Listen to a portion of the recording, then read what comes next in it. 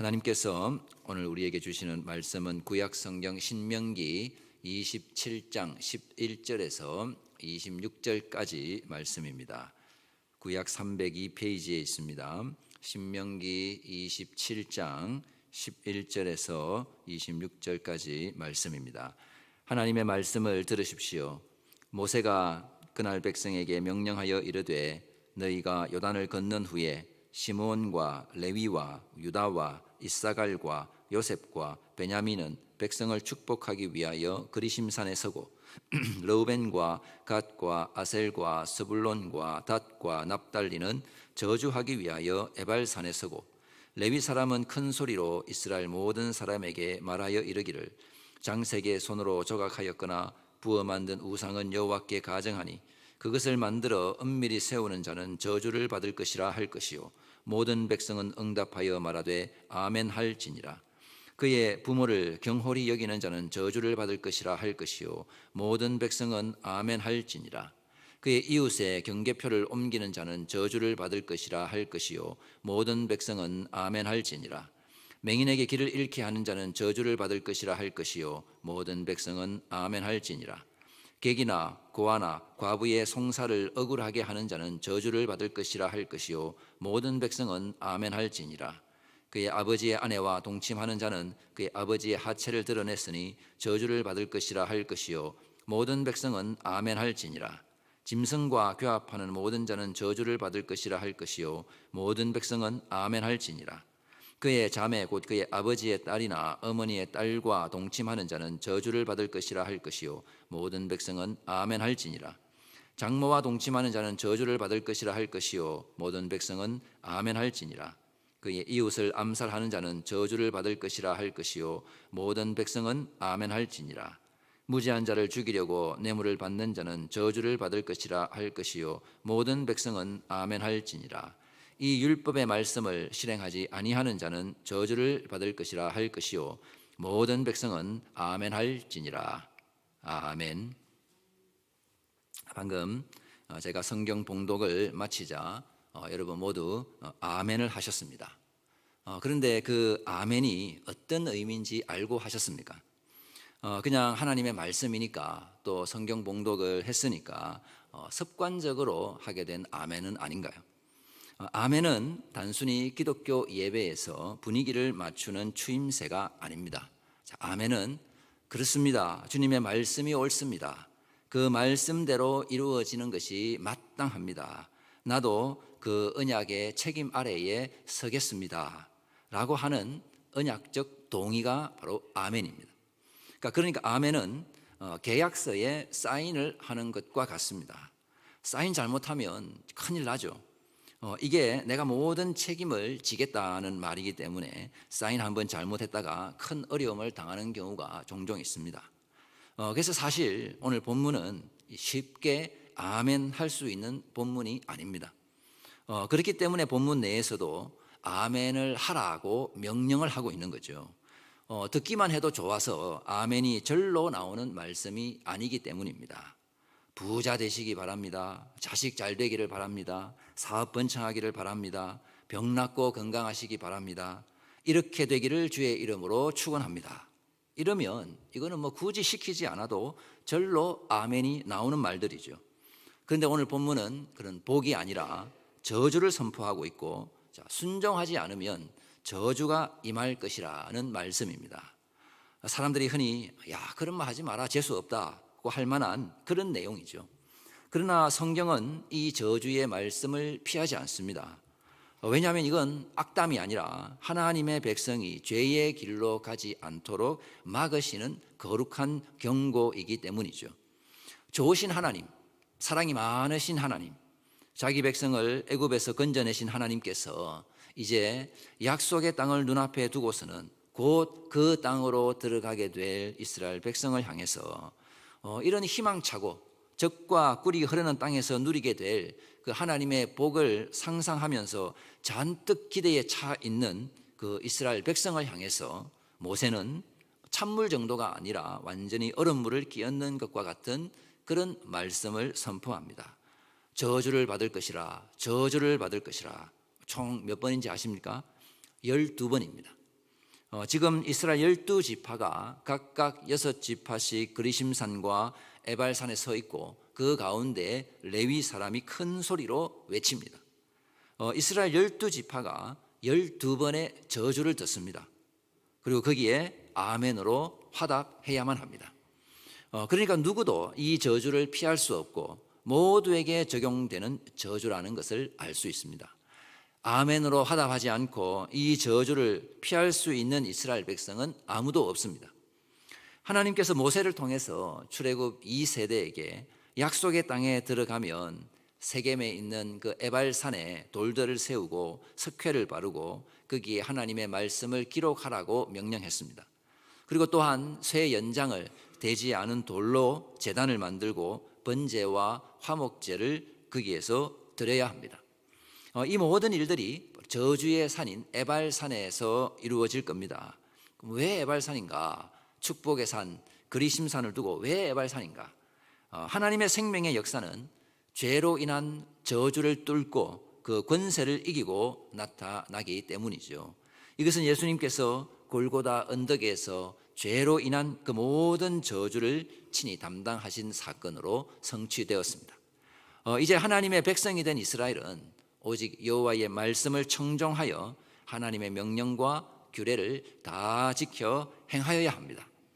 27장 우리 9절 10절 함께 읽습니다. 시작. 모세와 레위 제사장들이 온 이스라엘에게 말하여 이르되 이스라엘아 잠잠하여 들으라. 오늘 내가 내 하나님 여호와의 백성이 되었으니 그런즉 내 하나님 여호와의 말씀을 청종하여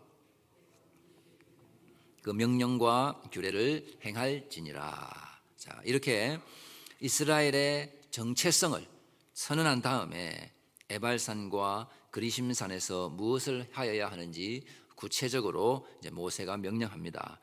6지파씩 각각의 산에 서게 되는데요. 이때 저주의 산인 에발산에 서는 지파는 기분이 나쁠 것 같습니다. 그렇지 않습니까? 하나님의 명령은 모든 지파에게 똑같이 적용되는 것이지만 괜히 저주의 산에 선다고 하면 마치 내가 더 저주를 받는 것 같은 느낌이 든단 말이죠. 자, 그래서 무슨 구분으로 이렇게 6지파씩 나누었는지 많은 학자들이 연구를 해보았지만은 이게 딱 떨어지는 구분은 없습니다. 일단 에발산에 서는 지파 중에 4지파, 갓, 아셀, 단, 납달리는 여종의 몸에서 태어난 자녀들이고요. 그리심산에 서는 6지파는 모두 레아와 라헬, 그러니까 소위 정실 부인들의 자녀들입니다. 자, 그러면 레아의 자손인 르우벤과 스불론은 왜 에발산에 섰을까? 르우벤은 아버지의 침상을 더럽혀서 에발산으로 가게 되었다고 해석을 하고요. 그러면 스불론은 뭡니까? 아무런 이유를 찾을 수가 없죠. 자, 그래서 에발산에 섰다고 해서 이게 저주받은 지파가 아닌 겁니다. 자, 누가 복이냐, 누가 저주냐를 이게 나누는 장면이 아니라 모든 이스라엘이 하나님의 말씀 앞에 서야 함을 보여주는 구분일 뿐입니다. 그리고 양쪽의 선 모두가 하나님의 말씀에 똑같이 아멘으로 화답해야 했습니다. 내가 에발산에 섰다고 해서 저주만 임하고 내가 그리심산에 섰다고 해서 복만 임하는 게 아닙니다. 자, 어느 쪽에 있든 하나님의 말씀의 그 명령과 규례를 행하는 것이 중요한 거죠. 그리고 레위 사람이 큰 소리로 하나님의 말씀을 선포합니다. 자, 무엇이 저주받을 죄인지를 선포하고 백성들은 아멘으로 화답해야 하는데요. 자, 총 12개인데 자, 이것들은 모두 10계명의 명령을 한 번 더 말하는 것이라고 볼 수 있습니다.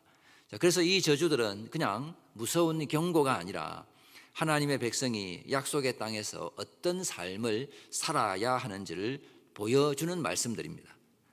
특별히 이 죄의 목록들은 대부분 사람들의 눈을 피해서 저질러지는 그런 은밀한 죄들입니다. 그러나 하나님을 속일 수는 없죠. 간단하게 각각의 저주를 받는 죄의 목록을 한번 살펴보겠습니다. 첫 번째는 15절, 우상을 만드는 자. 그런데 그걸 은밀히 세우는 자는 저주를 받을 겁니다. 자, 은밀한 우상 숭배죠. 공개적인 우상 숭배는 바로 돌에 맞아 죽습니다. 그러나 은밀한 우상 숭배는 자기 자신만 아는 거죠.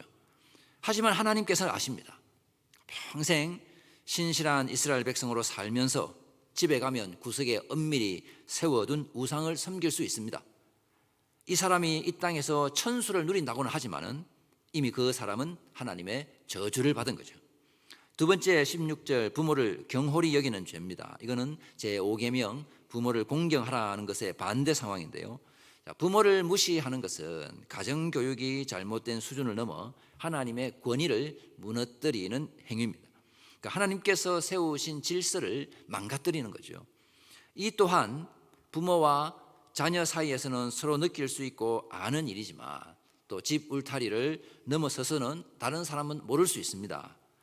돌에 맞아 죽는 건 피할 수 있는 죄죠. 그리고 세 번째 17절 이웃의 경계표를 옮기는 죄입니다. 자, 이거는 도둑질하는 것이고 이웃에 대해서 거짓 증언하는 겁니다. 이스라엘 백성의 땅은 그 경계가 쉽게 사고 팔고 하는 게 아닙니다. 그런데 자기 내면의 은밀한 욕망을 따라서 조금씩 경계표를 옮기기 시작하면 이 또한 사람은 모를 수 있죠. 그러나 이것은 하나님께서 세우신 경계를 무너뜨리는 일이고 그 질서를 깨뜨리고 결국 하나님을 업신여기는 태도입니다. 그리고 어떤 경우에는 나봇의 그 포도원처럼 거짓과 모함으로 한 번에 경계표를 옮기는 일도 저지를 수 있지만 또 그것이 합법적이라는 이유로 그 죄가 드러나지 않을 수 있습니다. 하지만 하나님의 저주를 피할 수는 없는 것입니다. 네 번째 18절 맹인을 잘못 인도하는 경우인데요. 이것은 연약한 자의 약점을 이용하는 악한 일입니다. 자, 보지 못하는 사람에게는 말 한마디, 작은 신호, 소리 하나가 큰 위험에 빠뜨리게 할 수 있습니다. 맹인을 위험에 빠뜨리는 건 너무 쉬운 일이죠. 그리고 다른 사람이 전혀 알아채지 못할 수 있습니다. 그러나 바로 그러한 부주의함이 저주를 받을 것이라고 선포합니다. 그러니까 좀 더 적극적으로 연약한 자를 보호하고 바른 길로 인도해야 하는 책임을 말하는 명령이기도 합니다. 다섯 번째 19절 객, 고아, 과부의 송사를 억울하게 하는 자는 저주를 받을 겁니다. 자, 이것은 재판장일 수도 있고요. 거짓 증언을 하는 증인일 수도 있습니다. 물론 사회적 약자라고 해서 잘못을 저지르지 않는다는 법은 없죠. 하지만 그들의 사회적 신분 때문에 억울한 재판 결과를 받아서는 안 된다는 말입니다. 공평하신 하나님의 법이 모든 상황에서 똑같이 적용되어야 함을 선포하는 겁니다. 여섯 번째 20절부터 또 아홉 번째 23절까지는 모두 다 이 가정과 몸의 거룩을 무너뜨리는 성적 죄에 대한 저주들입니다. 이것들은 대체로 은밀한 자리에서 일어날 수 있는 죄죠. 그러나 하나님께서는 우리의 몸과 그 관계 또 가정의 질서까지도 자기 말씀 아래에 두기를 원하십니다. 그리고 열 번째 24절 이웃을 암살하는 자는 저주를 받을 겁니다. 이것은 은밀한 죄죠. 영어 성경에는 비밀리에라고 번역이 되어 있습니다. 그러니까 공개적인 폭력이 아니다 보니까 그 죽음을 사주한 자가 끝까지 드러나지 않을 수 있습니다. 사고로 위장해서 죽일 수도 있는 거죠. 그러나 그것 또한 하나님께서 보고 계시고 우리 마음에 일어나는 그 미움을 주님께서 아십니다. 제일 대표적인 게 바로 다윗이 우리아를 죽인 거죠. 그래서 예수님께서는 미워하는 자마다 살인하는 자라고 말씀하셨습니다. 그 11번째 25절 무죄한 자를 죽이려고 뇌물을 받는 자는 저주를 받을 겁니다. 이게 재판장일 수도 있고 증인일 수 있습니다. 아합이 나봇의 그 포도원을 빼앗은 사건이 기억이 납니다. 거짓 증인을 돈으로 매수하고 나봇이 하나님을 저주했다라고 무고의 죄를 저지르죠. 표면적으로는 합법적으로 나봇이 제거되었지만 그 은밀한 죄를 주님께서는 다 아십니다. 돈 때문에 정의를 팔아넘기고 사람의 생명을 돈으로 바꾸고 이익 때문에 진실을 왜곡하는 게 이게 바로 저주를 받을 일입니다. 자, 마지막 12번째 26절 이 율법의 말씀을 실행하지 않는 자는 저주를 받을 겁니다. 자, 이것은 앞서 말한 모든 저주받을 죄에 대한 종합이기도 하고요. 그 외에도 모든 하나님의 말씀, 율법, 계명에 대한 순종을 촉구하는 저주입니다. 자, 하나님의 말씀은 순종하라고 주신 것이지 감상하고 음미하라고 주신 것이 아닙니다. 그러나 현대 우리 그리스도인들은 하나님의 말씀을 말씀 그 자체로서 즐기는 것처럼 보이는 경우가 많이 있습니다. 액자를 만들어서 붙여놓기도 하고 핸드폰에 바탕화면으로 만들어서 넣기도 하고 자신의 소셜 네트워크 계정에 성경 구절을 넣기도 합니다. 물론 그렇게 해서 조금이라도 순종하고자 하는 그 의지를 보여주는 것일 수 있습니다. 아예 관심 없는 사람보다는 그렇게 하나님의 말씀을 조금이라도 가까이 하는 사람이 더 순종하고 말씀대로 살 확률은 높을 겁니다. 하지만 우리가 한번 생각해 보아야 하는 것은 과연 우리가 모든 하나님의 말씀에 아멘이라고 할 수 있는가 하는 것입니다. 내가 좋아하는 말씀, 뭔가 느낌이 오는 말씀, 거기에는 아멘. 자, 그렇지 않은 말씀, 내가 별로 고치고 싶은 마음이 없는 그러한 명령에 대해서, 뭔가 좀 찝찝한 것에 대해서는 노멘. 이게 솔직한 우리 마음이 아닐까요? 우리는 전적인 아멘을 해야 하지만 사실은 선택적 아멘을 하는 경우가 더 많을 겁니다. 하나님께서 율법의 말씀, 즉 성경 말씀 전체를 주시고 여기에 대해서 한 번에 아멘이라고 사인을 하라고 요구하시지만 우리는 아닙니다. 일단 내가 한번 봐야 되겠습니다. 그러고는 이제 항목마다 예스와 노를 체크해가며 선택적 순종을 하고자 합니다. 요단강을 건너서 약속의 땅에 들어갔을 때 하나님께서 왜 이렇게, 그것도 주로 은밀한 죄, 드러나지 않은 죄에 대해서 저주를 선포하셨을까요? 모든 사람에게 드러나는 죄는 비난을 피할 수도 없고 하기 싫어도 억지로라도 말씀 지키고 또 잘못했을 때는 회개의 모습을 보여야 할 겁니다. 또는 돌에 맞아서 죽는 그런 처형이 실행되기도 하죠. 하지만 은밀한 죄는 아무도 모릅니다. 나만 압니다. 그 순간조차도 하나님께서 우리에게 순종을 요구하시고 아멘으로 응답하여서 주님의 뜻을 이루어 하나님의 영광이 나타나기를 원하시는 겁니다.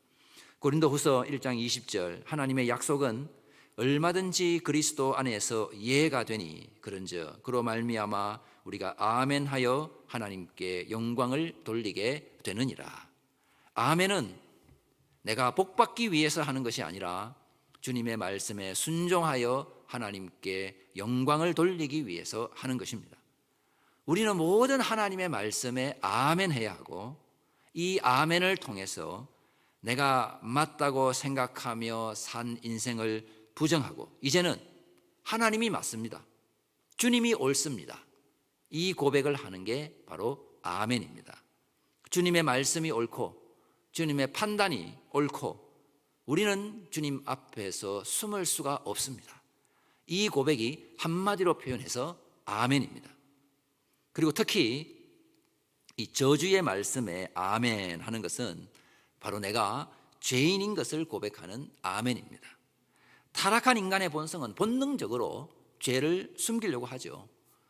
감추려고 합니다. 아담이 그랬고요, 하와가 그랬고 다윗이 그랬습니다. 그게 핑계를 대는 방식으로 나타납니다.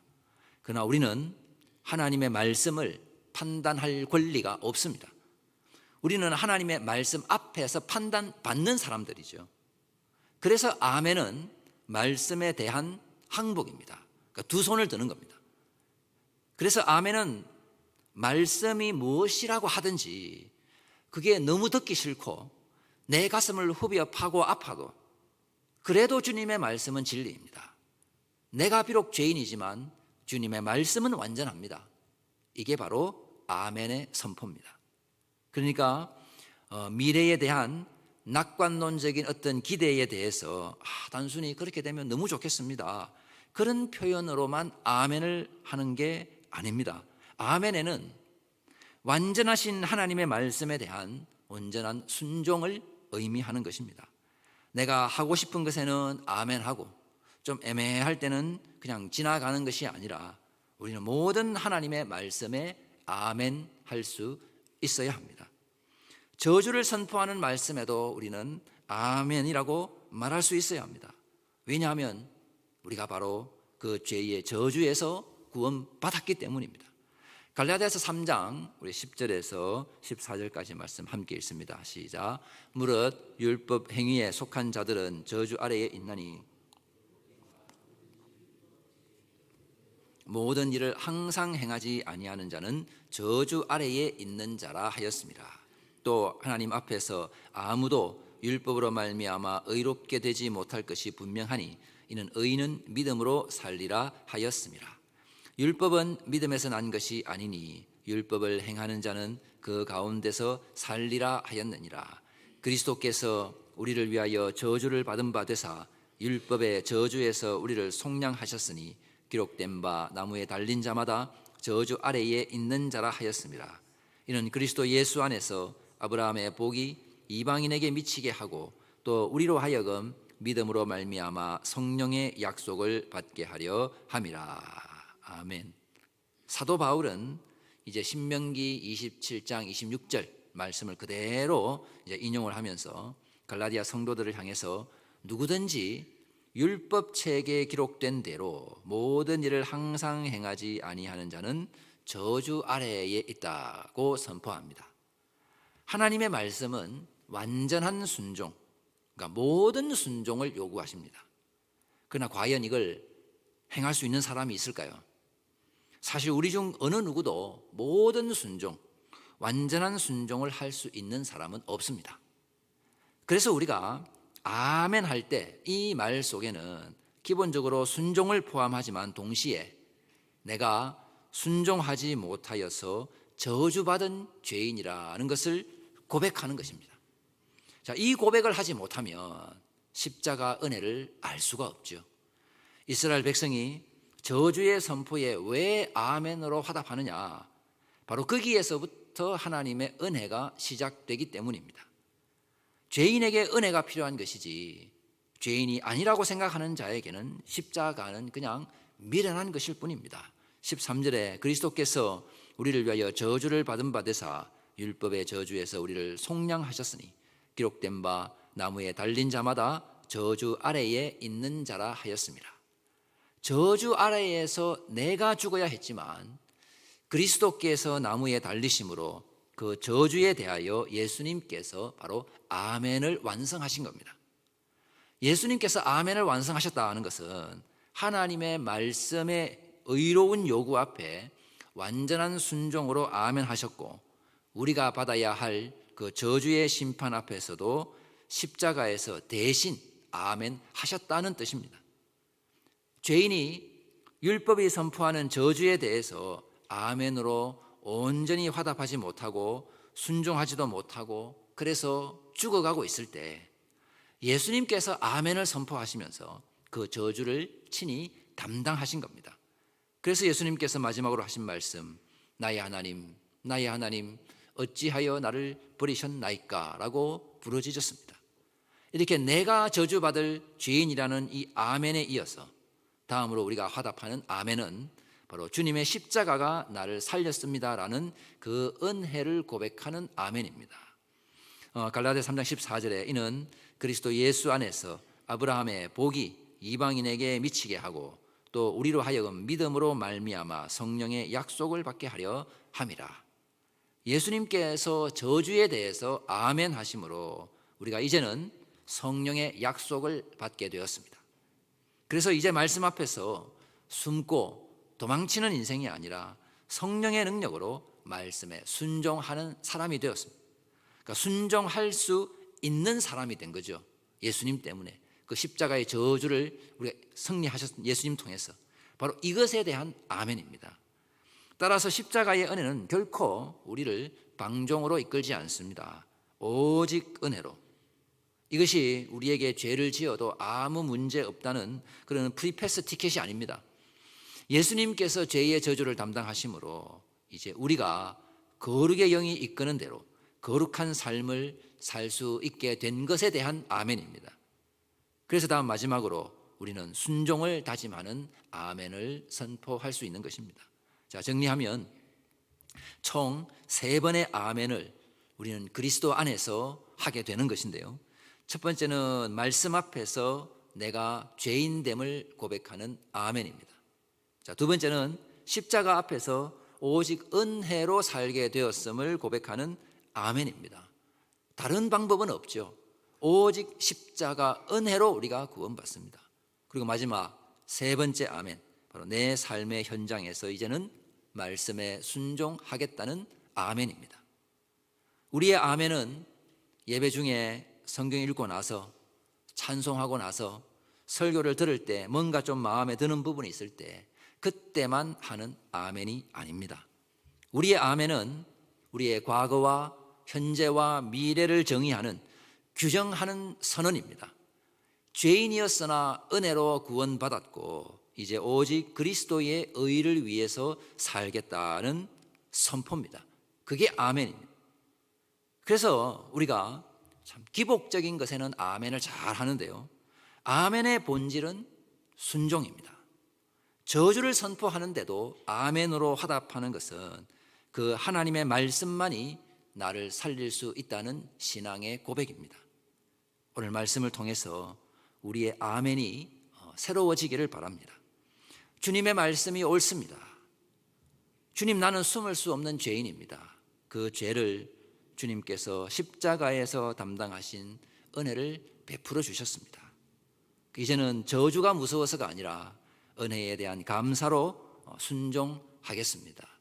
우리 이런 아멘을 주님께 올려드리고 우리의 아멘으로 오직 하나님께 영광을 올려드리는 거룩한 백성으로 살기를 바랍니다. 그래서 이 시간 우리가 아멘의 고백을 한번 주님께 올려드리면 좋겠습니다. 제가 선언할 때마다 여러분들이 아멘으로 화답하면 좋겠습니다. 주님, 우리는 저주 아래에 있어야 할 죄인입니다. 주님, 십자가의 은혜만이 우리를 살렸습니다. 주님, 이제 은혜 때문에 순종하며 살겠습니다.